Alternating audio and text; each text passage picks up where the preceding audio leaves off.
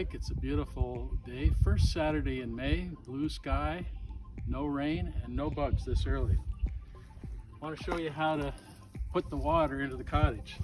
This is a pump. The green end goes in the water. Do not throw it in because, as I just found out a minute ago, if you throw it in, the foot valve comes off. So place it in, ideally not in the sand. Make sure it's covered. It's attached to a long hose. And when I put on the power, I should be able to see the water going up into the hose. It's pumping the water up the hill?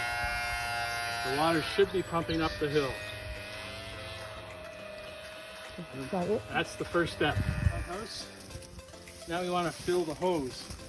Make sure that the valve at the bottom of the hill is open and that the bottom is closed and that this is open. This will take a few minutes to fill the pipe. And after it's full, I see water coming out at the bottom. I will then close this valve and go into the pump house. Okay, so we've filled the black pipe. The reason I know the pipe is black is because at the bottom, when I opened the valve, a little bit of water came out. I kept pumping a little bit more water into the black hose and then closed both the bottom valve near the lake and the top valve near the pump house.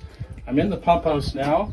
I'm removing the cap to the pump and I'm putting water into the pump. There are two nozzles. Make sure they're both turned off. One here and then this white one down here. If they're not turned off, you won't ever get the pump filled up. Also make sure this foot valve isn't leaking while you're trying to fill the pump. Now the fun part. This is not the fun part. Somebody has to put on the hip waders and the bucket has to be lowered down into the water. Go. Okay, make sure that all the valves inside the cottage are shut. That means all the sinks, toilets, Showers. And there are two valves at the hot water tank. Make sure they're closed and make sure the showers are off. Then open the outside tap so that you can watch and see if it works. And now the moment of truth. We make sure this is closed. This is parallel is open, perpendicular is closed. Now we try the power.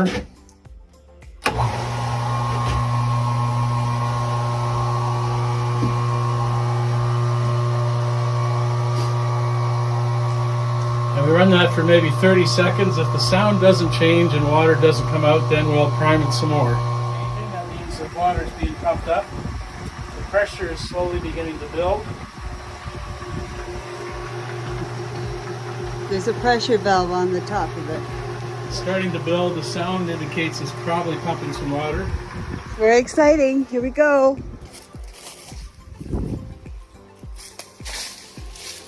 Yay, dripping. Okay, we left it running until the water filled up the pump. The pressure got higher, sound changed, and now we have actual water coming out of the tap. Back in the pump house, we've already checked the house. There have been no leaks. Yay! Yoo-hoo. Life is good when we have water. The last thing I do is open up the two valves into the hot water heater and make sure that after it fills that we bleed the air out of all of the taps. Finally, over here at the pump, there is a part on top that we don't really need except to stop children from playing. If they ever move this parallel, then we don't put this on, then water can come out of there, and there's all sorts of electrical things in here. So I always put this back on to prevent children from getting hurt if they happen to play with that lever. So that's good, and we'll hope that next year is as easy as this year.